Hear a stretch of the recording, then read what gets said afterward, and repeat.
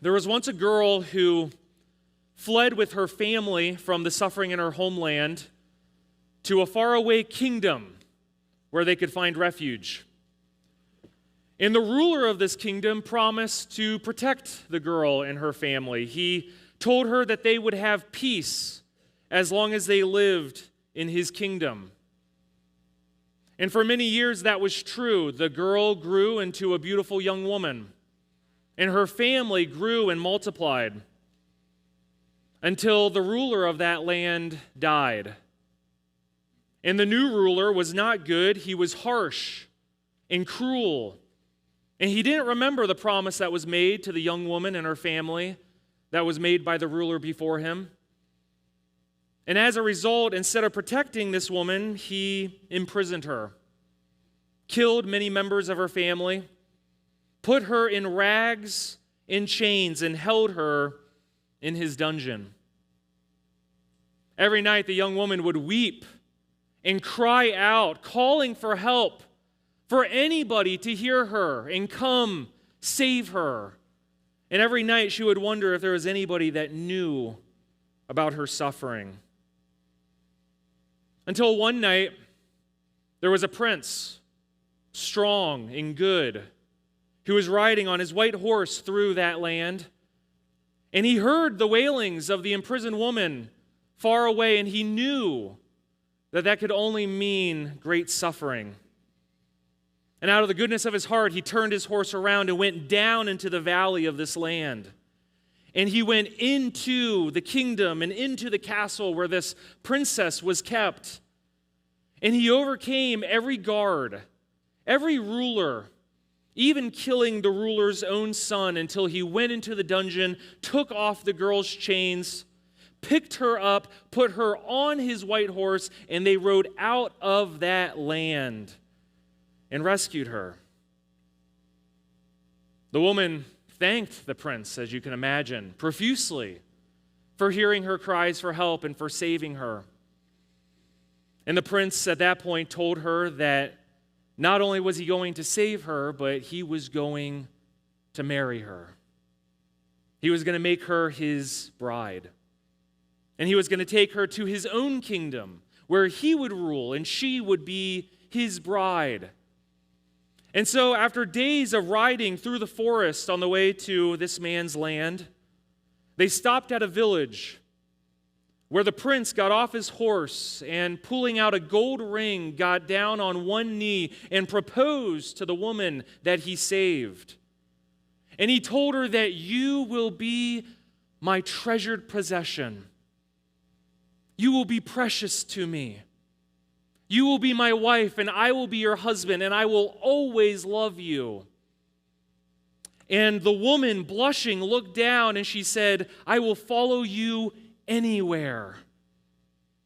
And so now that they were engaged, waiting in this village, the prince went into the town to make arrangements for their honeymoon suite, the place where they would live once they were married. He got all of the supplies. He made all of the arrangements. He designed every room and kitchen and every corner of this new palace for him and his bride to live forever and happily ever in. And as he returned from the town to where he and the woman was staying, he noticed that the woman was no longer there. He looked around the camp, and the woman was nowhere to be seen. And so he went back into the village and he started to ask around, have you seen this beautiful young woman who is my fiancée and the one who I came into town with? Most just shook their head and, almost with embarrassment, turned their back and walked away. Until one brave soul finally looked the prince in the eye and pointed at the ramshackled house on the corner of town. He walked towards that house. It was a house of business, full of ladies and men of the night. He walked into that forsaken house. And up the stairs, he heard the sound of giggling. And he walked up the stairs, and in the bedroom, he found the woman that he saved, in the arms of a man. Not just any man, but one of the men from the kingdom from which she was saved. A man that she paid for her own pleasure. The payment, as he could see on the nightstand, the gold from the ring that he had given her. This is a shocking end to what sounds like a beautiful fairy tale, doesn't it? It's a shocking twist where the damsel becomes the adulteress, the princess becomes the prostitute, the beautiful young woman becomes a harlot. But it is exactly the story of Exodus. The story of Exodus began with the people of God in a faraway land in Egypt, where the new Pharaoh had forgotten Joseph and his brothers, yet the first verse in Exodus begins with the reminder that God knew the names of Joseph and his brothers. And these are the names, is how the book begins. The Israelites in their slavery called out for help, wondering in chapter 2 of Exodus if anyone could hear them. And the Bible tells us that God heard their cries and God knew their suffering. And so with a mighty hand, God came down and rescued these people in distress. He overcame all the so-called gods and powers of Egypt, showing his own might and strength and goodness, and he rescued the people. He plucked them out. He brought them out of the pit of slavery that they were in. He took them out of the land of Egypt to bring them to his promised land. Stopping halfway at Mount Sinai, God gave a covenant, a marriage proposal, where he would make the Israelites his people, his treasured possession, and the Israelites consecrating themselves like a bride who is preparing for her wedding day. They looked up at God in the mountain and they said to Moses, "Everything he says, we will do." And so God gives the instructions for the tabernacle, the place where he would dwell in the midst of his people, where they would live in union and love together. And now, as you turn your Bible to Exodus chapter 32, we see the tragic twist.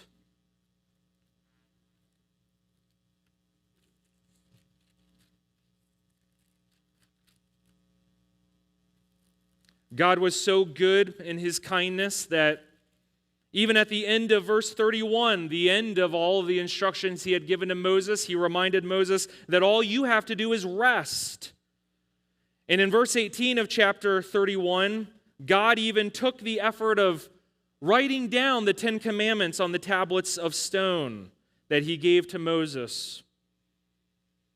And as we come to what should be the consummation and the grand finale of the book of Exodus, we see this instead in verse 1 of Exodus 32. When the people saw that Moses delayed to come down from the mountain, the people gathered themselves together to Aaron and said to him, "Up, make us gods who shall go before us. As for this Moses, the man who brought us up out of the land of Egypt, we do not know what has become of him." So Aaron said to them, "Take off the rings of gold that are in the ears of your wives, your sons, and your daughters, and bring them to me." So all the people took off the rings of gold that were in their ears and brought them to Aaron. And he received the gold from their hand and fashioned it with a graving tool and made a golden calf. And they said, "These are your gods, O Israel, who brought you up out of the land of Egypt." When Aaron saw this, he built an altar before it, and Aaron made a proclamation and said, "Tomorrow shall be a feast to the Lord Yahweh." And they rose up early the next day and offered burnt offerings and brought peace offerings, and the people sat down to eat and drink and rose up to play. How could this happen?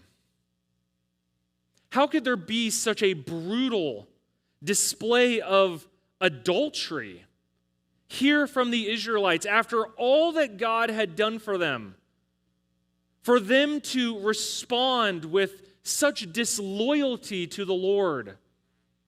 We may feel that way and sound like King David when hearing the story about the man who was rich with 100 sheep, yet stole from the poor man who had only one. We say, how dare someone do that? How could someone commit such a grievous, unfair sin? Yet I today want to be like the prophet Nathan and look at you and say, you are the man. You are the Israelites. And so am I. 1 Corinthians chapter 10 says that the sin of the Israelites in this chapter served as an example for all idolatry, all disloyalty that all of God's people do. And so, this morning, just like when a relationship ends, when a marriage ends in tragedy, it is sometimes common for one person or both people to do an autopsy on the relationship, to look at all the little details, all of the things that maybe went unnoticed during the marriage, but that all eventually culminated into a divorce, into adultery, like what we see here with the Israelites. We want to do the same. We want to see this example, and just like when we hear of other marriages that have failed or other relationships that have broken off, it's a sober warning to us, isn't it? To think about how we act in our relationships. And so as we look at Exodus 32, this will be an autopsy of adultery. We are going to look at these 6 verses, and we are going to see every detail of what the people and Aaron did and did not do, and how these things that seem benign and not so bad, perhaps in of themselves, lead to the path of idolatry, which is really just adultery against God. This passage is going to be broken up into 3 different sections. It's going to be the request, the response, and the result. That's how we can understand this passage. The request in verse 1 for an idol, the response to that request in verses 2 through 4, and then the results of that idol in verses 5 and 6. And so looking at verse 1, we will start first by looking at the request and see what attitudes and behavior led to this adultery.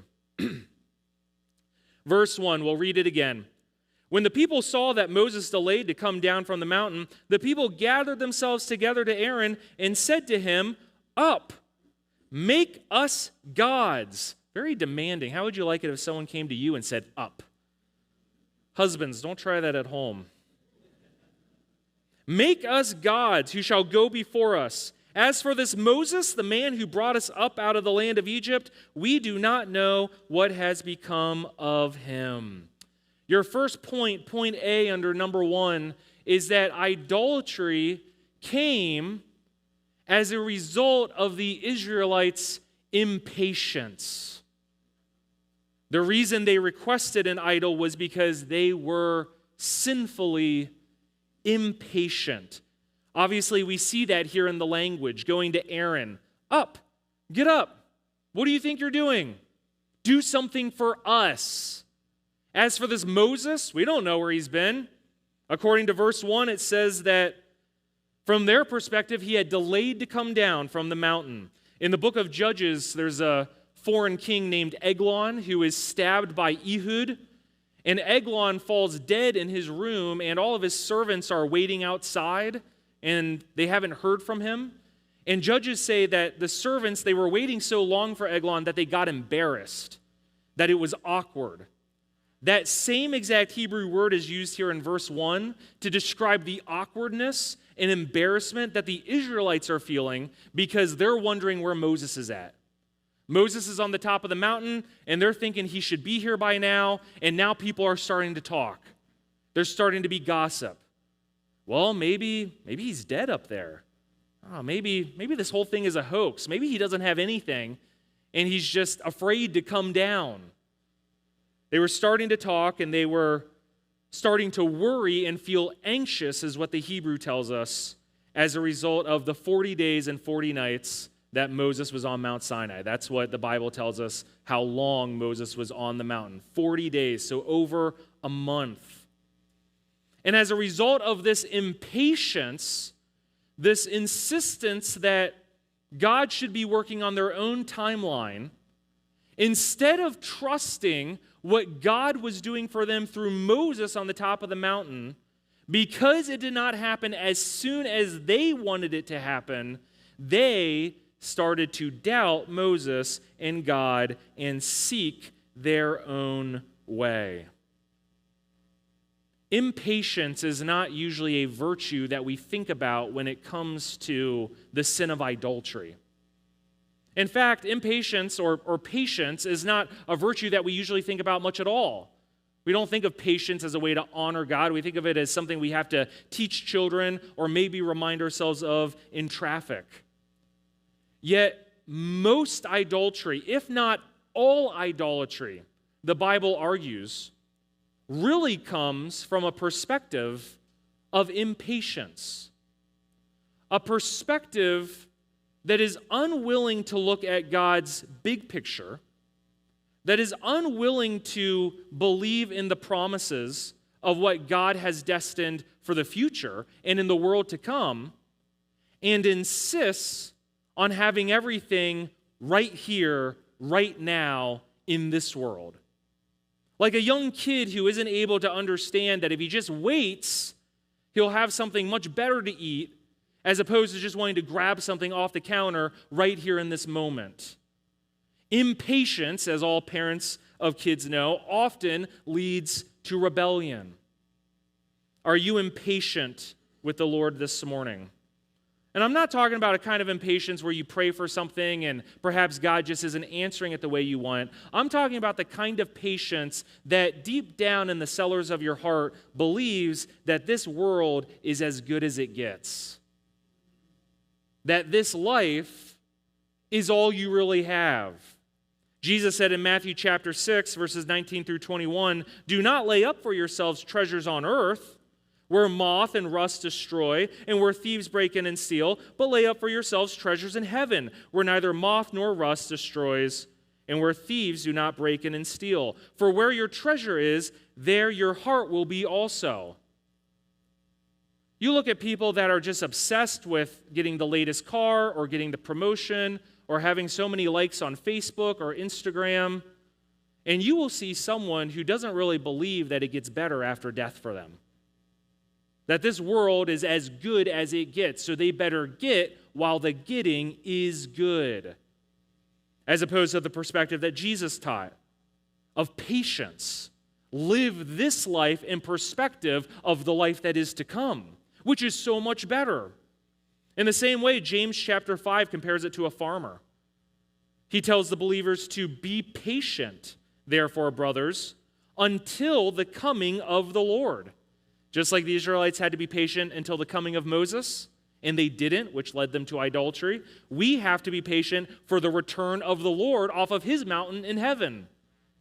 And when we're not patient, we also become like the Israelites by turning to other things of this world that we get for ourselves to please us and satisfy us instead of waiting on him. James continues, "See how the farmer waits for the precious fruit of the earth, being patient about it, until it receives the early and the late rains. You also be patient. Establish your hearts, for the coming of the Lord is at hand." Are you willing to live a life of future focus?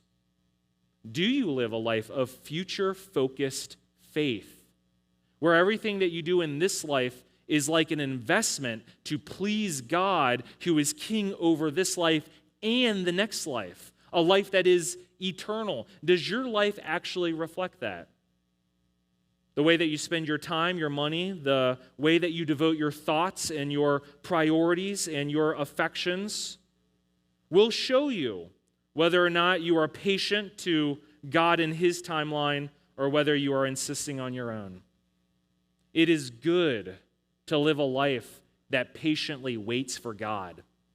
That's what Psalm 130 says. I wait for the Lord. My soul does wait, and in his word do I hope. Lamentations 3:25 likewise says that Yahweh is good to those who wait for him. To the soul who seeks him, it is good that one should wait quietly for the salvation of Yahweh. Doesn't mean that God's going to answer all your prayers, but it does say that blessed are those who live their life patiently with the perspective that God is going to come down off the mountain. And that when he does, everything you do now will exponentially benefit you in far greater ways in the life to come. Where are you at? Do you live in a faithfully patient way towards God, or do you live in a selfish, impatient way towards God? The existence of idols in your life will give an indication of that. But what led to the adultery here under point 1 in the request was not just what the Israelites did. What we're going to do in this sermon is, in every one of the 3 points, we're going to look at the sin of the Israelites, but then we're going to look at the sin of their leaders. Because idolatry doesn't just come from the sin of people who are taught, it also comes from the sin of people who teach them and lead them. And we see in point B that Aaron also failed in a way that led to idolatry. Because Aaron led in a way that was apathetic. Apathy leads to idolatry. Why do we say that Aaron was apathetic? One of the biggest keys in verse 1 is the simple fact that the Israelites have to come to him and they tell him to get up. This is a very physical, very spatial term that is quite literally meaning get up off your bottom. Stand up and do something. The picture is that Aaron was just sitting on the job. It may seem like a stretch just from this verse, but I'll remind you that Aaron was to become the high priest, and his sons were to serve under him. And it was his own sons who were killed by God because they improperly, Numbers tells us, brought strange fire before the Lord. Well, whose job was it to know what kind of fire to bring, them or their fathers? Their fathers. And either their father failed to teach them, or he failed to properly oversee them and lead them to ensure, as the high priest, that worship was being done in the right way. He didn't, and his sons were killed as a result. Another example would be when Moses hits the rock twice at Meribah in Numbers chapter 20. We often think of that being the sin of Moses, but God, he condemns both Moses and Aaron in Numbers chapter 20. He says, because you both, it's a plural pronoun there, because you did not believe in me. God says that there will be punishment and there will be delay. The sin was not just Moses faithlessly hitting the rock twice. The sin, like Adam in the Garden of Eden, was also on Aaron, who was standing there, who knew better, who was meant to be Moses' helper and partner and spokesperson, and didn't step in. Apathy. There is nothing more damaging to a church than an apathetic leader. Show me a lazy pastor, and I will show you a shallow ministry. In fact, I would argue that one of the key reasons why we see shallow ministries that are surface level, where people aren't growing, where there's only a going through of the motions, is because of pastors and leaders who merely only go through the motions. Show me children who all grow up to rebel from their parents and who stray from the faith into young adulthood, and I will show you an apathetic father who failed to be intentional to lead his family. Show me a life that is full of idolatry, that is full of consumerism and love for the here and now and how many toys you can get for oneself while claiming the name of Christ, and I will show you a heart that may not think that it's being willfully rebellious against the Lord. It's just simply apathetic to God. Yeah, I'm a Christian. Yeah, I'm going to heaven when I die. Yeah, these are things that I believe. Yeah, I love the Lord with all my heart, soul, mind, and strength. yet it's in a way that is apathetic. It's not where their heart and their intention is. The Bible tells us in 1 Peter 5:8 to be the opposite of apathetic, to be sober-minded, to be watchful. Your adversary, the devil, he prowls around like a roaring lion seeking someone to devour. Remember, the Israelites, they consisted of roughly 2 million people. And Moses had been up on the mountain for 40 days, to the point where it says that the Israelites were starting to feel embarrassed or ashamed. They don't just all together, 2 million of them, overnight, just suddenly decide that they want to start worshiping idols. This is something that happened in increments, as all heresy does, as all backsliding does. This happened in little conversations, in little comments, in little things that occurred that Aaron either didn't know about or he allowed them to just slide and happen, until it grew and grew and culminated in a culture that was against God. That happens in many of our churches today. All heresy, all false trends are the results of apathetic leadership who is unwilling to be watchful and step in, even if it's unpopular, and speak against untruth that leads to a love of created things other than the Creator. The reason why the Israelites turned to a golden calf and idolatry, as we see here in this first point, the request, is because of their own impatience and because of their leaders' apathy. May we never be the same. Point C and D, in response of what we should do, for every negative, we're going to look at a positive. Instead of being impatient and apathetic, what are the opposite of those biblically? We are to be hopeful and vigilant. Remember, Psalm 130 says, I wait for the Lord, my soul does wait, and in his word do I hope. Not wishful thinking, but a looking to God in belief that we can be patient for him to set all things right and wait for his kingdom, which will be better than any kingdom we try to create on our own. That's what hope means biblically. Hope is the opposite of impatience. If you want to know if you're hopeful or impatient, look at the role of objects and earthly things in your life and how much you care about them and devote yourselves to them. And likewise, point D, we are called to be vigilant, like we saw in 1 Peter. Fathers, be vigilant to lead your family. Don't sit on the job. Don't lie down on the job. It will lead to idolatry. But let's now look at point 2, the response in verses 2 through 4. Let's reread that part again. It says that, so Aaron said to them, take off the rings of gold that are in the ears of your wives, your sons, and your daughters, and bring them to me. So all the people took off their rings of gold that were in their ears and brought them to Aaron. And he received the gold from their hand and fashioned it with a graving tool and made a golden calf. And they said, these are your gods, O Israel, who brought you up out of the land of Egypt. Point A under number 2 is that Israel's impatience, as a result, led them to rejection, and you might even want to add, of God. It led them to an attitude of rejection against the Lord. Specifically, they are going to reject 2 things. First and foremost, they are going to reject God's provision. We see this because when they ask for gods, Aaron tells them to take off their rings of gold. These are not finger rings. This is the Hebrew word for nose ring and ear ring. And the word that Aaron uses is he tells them to tear it off, which is a brutal, violent word. In fact, it's a word that's most often translated in the Bible to describe the breaking of a marriage or of one of God's covenants.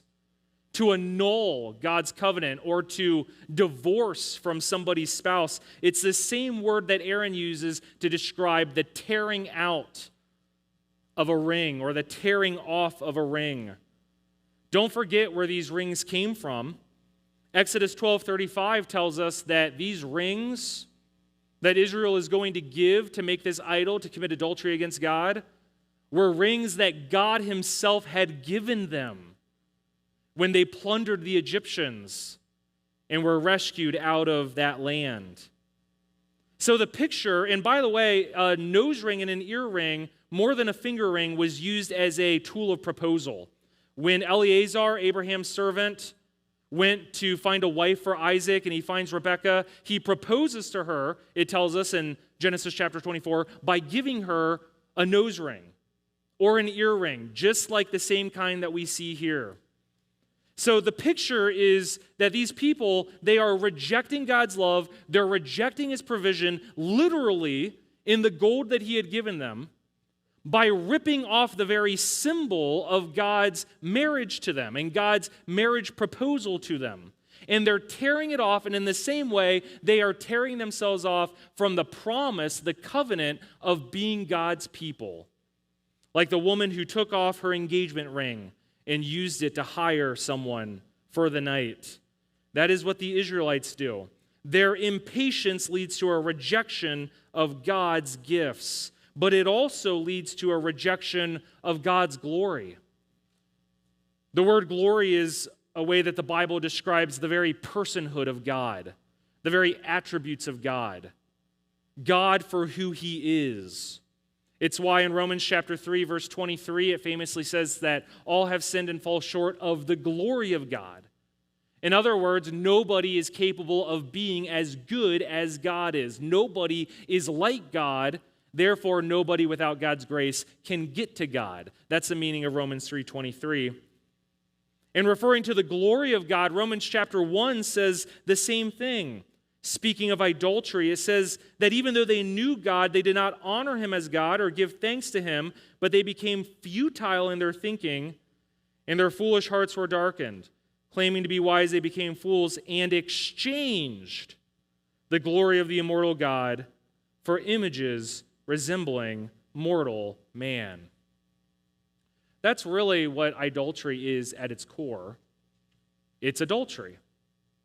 It's exchanging what should only be enjoyed within your marriage and choosing to treat things outside of your marriage the way things only inside your marriage should be treated. Sex is not adultery, but sex outside of your marriage is adultery. Kissing is not adultery, but kissing outside of your marriage is adultery.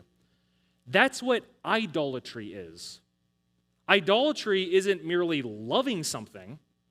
Idolatry is the sin of loving something in the way that only God should be loved.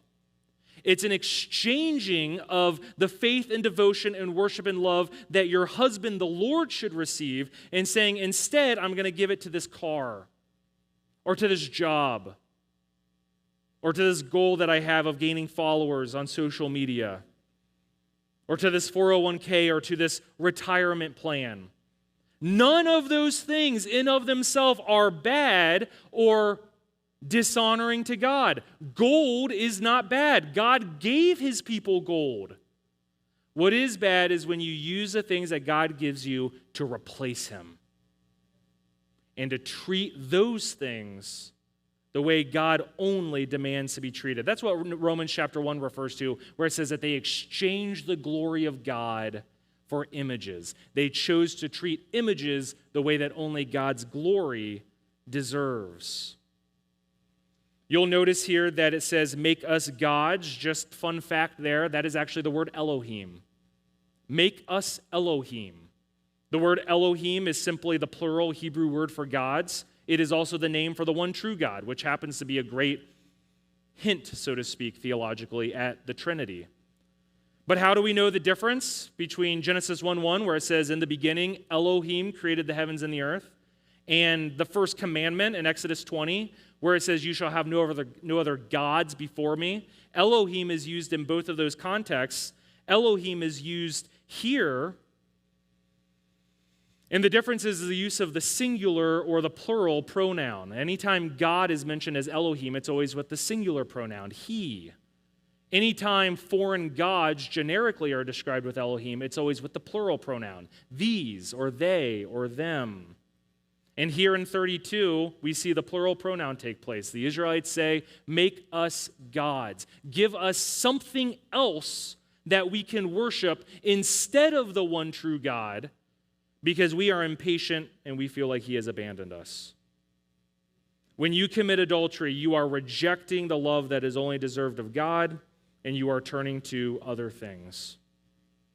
And this rejection that we see in adultery, it happens, point B, because also of fearfulness. Aaron acted fearfully. Do you see in verse 1 how it talks about how all the people circled around Aaron?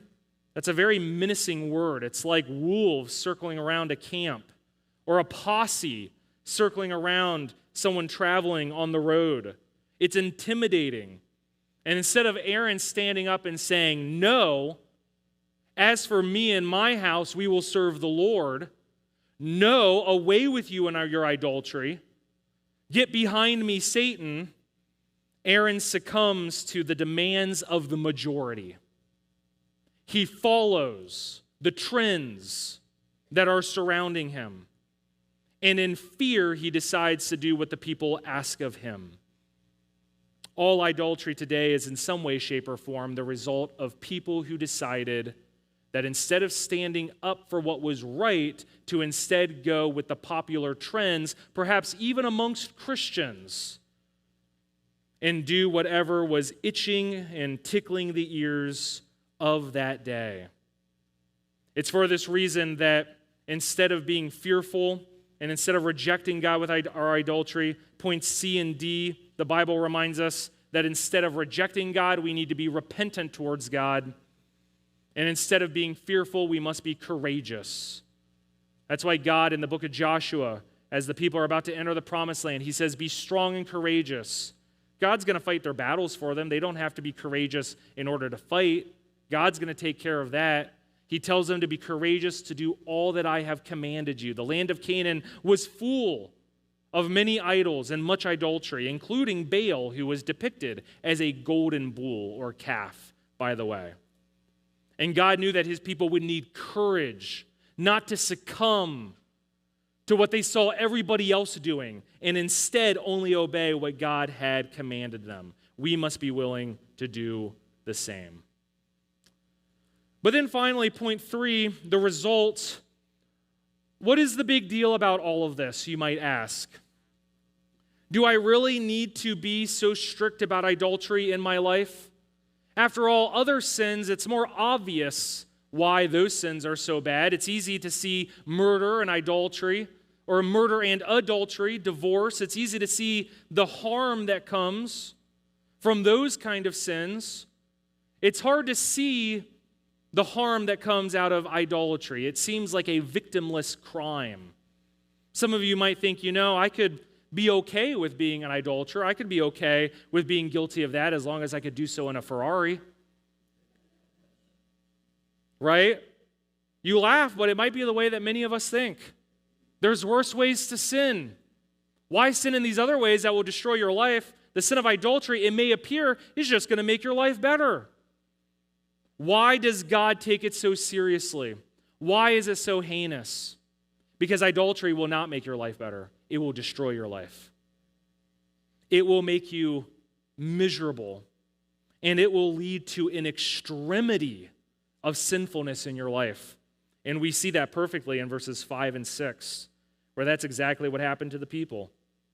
When Aaron saw this, he built an altar before it, this golden calf, and Aaron made a proclamation and said, "Tomorrow shall be a feast to the Lord Yahweh." And they rose up early the next day and offered burnt offerings and brought peace offerings. And the people sat down to eat and drink and rose up to play. Point A of number 3, the result of idolatry, is that Israel's idolatry resulted in debauchery. Debauchery is kind of an old-fashioned, out-of-vogue term, but debauchery is just a word used to describe extreme, indulgent sin. What we see the Israelites doing is grievous to God on this anti-feast day to this golden calf. Again, the way the Hebrew describes it, it's not the Israelites merely eating, but the Israelites gorging themselves to the point of sickness, gluttony. It's not them merely drinking, but it's them becoming drunk. It's good to eat and drink to the glory of God. The Bible commands us to do so. Yet because of this idolatry, the fruit of idolatry is licentiousness and indulgence and debauchery. A tree is known by its fruit. It's impossible to think that I'm going to live a life of comfort and devotion to earthly things and still love God with all of our heart, soul, mind, and strength and still somehow please Him. It will be impossible for you to live a life that is pleasing to God, no matter how hard you may try to pretend at church. It will be impossible for you to live a life that is pleasing to God if your heart is turned towards idols. These things will come out. And I mentioned the eating and the drinking. That term, rising up to play, is the same word that is sometimes translated as laughter, like when Isaac and Rebekah were seen laughing together. We would best translate it in our culture today as fooling around. This is all of Israel coming together to engage in sexual sin. 1 Corinthians chapter 10 actually confirms this when talking about this incident. It says, "We must not indulge in sexual immorality as some of them did." The fruit of their turning away from God was just absolute destructive, extreme sinfulness. One of the most obvious examples of this is actually the sin in our culture of homosexuality and transgenderism. The Bible actually claims that these sins are actually the result of an adulterous culture. Romans chapter 1, verses 24 to 27 says that as a result of, we had looked at Romans earlier, as a result of people exchanging the glory of God, God actually gave them up to exchange their own attractions in a way that was unnatural. Therefore, God gave them up in the lusts of their hearts to impurity, to the dishonoring of their bodies among themselves, because they exchanged the truth about God for a lie, worshipped and served the creature rather than the Creator, who is blessed forever, amen. For this reason, God gave them up to dishonorable passions. For their women exchanged natural relations to those that are contrary to nature. And the men likewise gave up natural relations with women and were consumed with passion for one another, men committing shameless acts with men and receiving in themselves the due penalty for their error. Often throughout the New Testament, the Bible tells us that the sexually immoral nor the idolaters will inherit the kingdom of heaven. We see that multiple times in verses like Galatians 5:19 and Revelation 21, verse 8. The Bible often pairs sexual extreme sin with a heart of consumerism and idolatry. Here's what I find interesting, church family. I find lots of churches that love to gather together and talk about how heinous the sin of homosexuality is and how much the church must stand against it and fight it. Yet, congregations all across the country feed the very cause of that sin by being congregations that are full of idolatry in their own homes. If you want to combat sexual sin in this culture, combat idolatry in your own life. Because one, according to the Bible, comes from the other. I don't have enough time to say all of this, but I just want to say just really quickly, almost every week, there's someone in my office, some of you know who you are, weeping in tears because of the destruction and misery that you're facing in your life because you put your trust in idols instead of God, because you put your trust in created things other than the Creator. And God, either in judgment or discipline, He gives you over to those things so you can see the full effect of what it leads to, so that hopefully you may repent and stop rejecting Him and instead reject all earthly things in favor of Him. Point B, just real quickly, this idolatry also results in compromise. I don't have enough time to get into all of the theological details, but I'll just let you know there's a debate between whether or not the golden calf was meant to be another god, like what Stephen in Acts chapter 7 says. The Israelites turned to other gods with the making of the golden calf, or whether the golden calf was meant to be Yahweh Himself, a representation of God. Nehemiah chapter 9, verse 18 seems to suggest that the golden calf was meant to be a depiction of God Himself. Both would be wrong, both would be idolatrous, but I'm going to say this. Notice how Aaron, after making the golden calf, says, let's have a feast to Yahweh. My proposition to you is that both things are going on. That Aaron, in fear, he made a calf for the people who wanted to turn away from other gods, yet he tried to fix it and smooth it over by saying, well, perhaps this is just a way that we can honor God. Maybe we can figure out how to live life this way and do these things in a way that will be pleasing to God. Reject compromise. Don't be foolish. Compromise over God's word is really the heart of stupidity. Jeremiah describes it literally with the word stupid to describe those who try to honor God with idols. Don't be okay with people honoring and praying to God and worshiping God in ways outside of how the Bible has defined it. Don't say that, well, they mean well and their heart is good, I'm okay with it. Don't be okay with that compromise.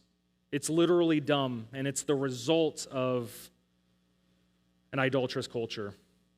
Instead, point C, seek wisdom. And then finally, I know we're late.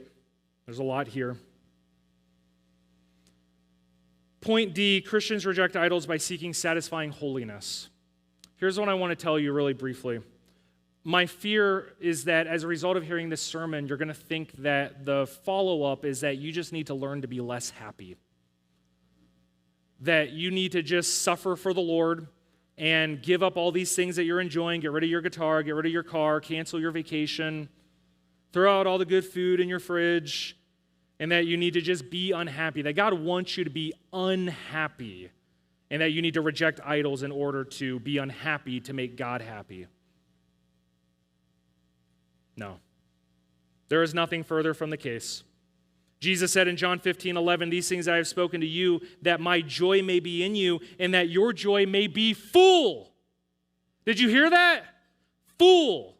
God doesn't want you to drain the joy in your heart for him. He wants to fill up the joy in your heart for him.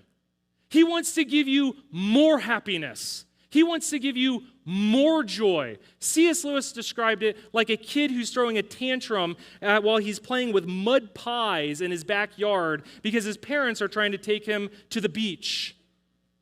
This is what God is doing to you this morning in this passage. He says, look at the Israelites. They turned to mud and dirt when they could have had the ocean. They could have had vacation and bliss and joy because God, being a maximally good God, means that the only way to be maximally happy is in him. By rejecting idolatry in your life, I promise you, you will not be suffering for the Lord. You will gain. You will profit. Don't look to the golden calves. Look to the lamb that God has provided. It's the lamb that is worthy of the worship. It's the lamb that is worthy of the honor. So let's sing to that lamb, and let's live our life in worship to him this morning. I'm going to let the worship team come on up so we can go right into singing, and then Pastor Josh can close us maybe with a word of prayer.